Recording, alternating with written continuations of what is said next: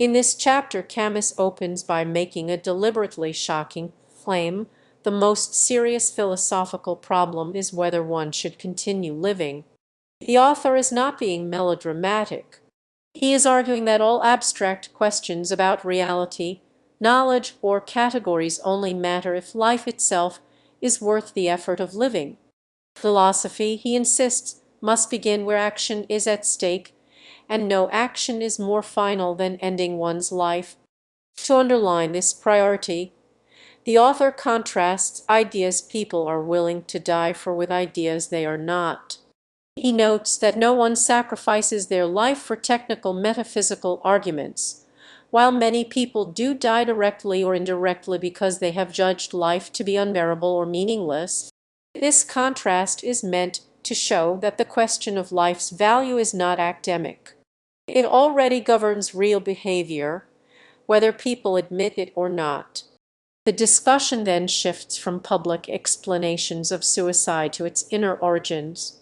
Suicide, the author argues, is not primarily a social or statistical phenomenon, but an individual one formed silently inside a person. It develops gradually, often without the person fully realizing what is happening, much like a work of art taking shape beneath conscious awareness.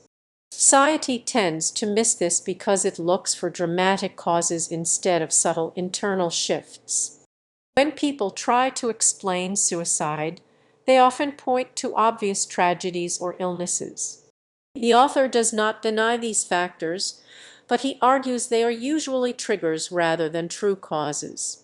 What matters more is a slow accumulation of weariness, resentment, or indifference. Sometimes a trivial event is enough to release what was already waiting. The real drama occurs long before the final act. From here, the author introduces a crucial idea: suicide can be read as a confession. It is not a confession of guilt, but of judgment. To end one's life is to declare implicitly that life is not worth the trouble. This judgment does not require elaborate reasoning. It can be instinctive, rooted in exhaustion rather than argument. Living, after all, often continues by habit more than conviction. This leads to the core philosophical experience the chapter describes: the feeling of absurdity. The absurd arises when a person confronts a world stripped of familiar meanings, illusions, or comforting explanations. In that moment, the world feels foreign, and the individual feels like a stranger within it. There is no lost paradise to return to and no promised future to redeem the present. This gap between human longing and the world's silence is what the author calls the absurd. The author then draws a provocative connection. Most mentally healthy people have, at some point, imagined their own suicide. This is not presented as a pathological claim, but as evidence that the absurd and the question of death are closely linked. Once the world's lack of inherent meaning is felt clearly, the temptation to escape it naturally appears. At this stage, the central problem of the essay is defined. The question is not whether life has meaning, but whether recognizing its absurdity logically requires suicide. If a person is committed to honesty and coherence, should belief in the absurd determine their actions? Is suicide the correct response, or is there another way to live with this knowledge? The author warns against simplifying the issue into a neat yes or no choice. Human behavior rarely follows philosophical conclusions cleanly. Many people who claim life has no meaning continue living, while some who believe deeply in life's meaning still choose death. These contradictions reveal that something stronger than logic alone keeps people alive. That something is the body and habit.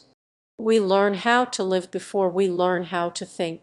Even when the mind doubts, the body resists annihilation. This creates a tension between what people say they believe and how they actually live.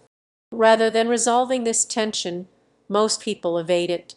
This evasion takes the form of what the author calls eluding. Eluding is not simple distraction, but a deeper refusal to face the absurd honestly. Its most common form is hope in another life, a higher purpose, or a future justification that will retroactively give meaning to suffering. Such hope, the author argues, quietly betrays life as it is by treating it as a means rather than an end. The author insists that rejecting meaning does not automatically mean declaring life unlivable. Fusing these two judgments has muddied the debate for centuries. The real task is to ask whether the absurd itself demands escape, either through suicide or through comforting illusions. Everything else is secondary.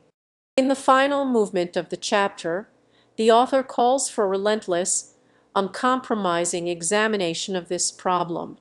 This inquiry must exclude emotional shortcuts, vague psychology, and comforting inconsistencies. It demands a harsh kind of logic, one that follows reasoning all the way to its consequences without flinching.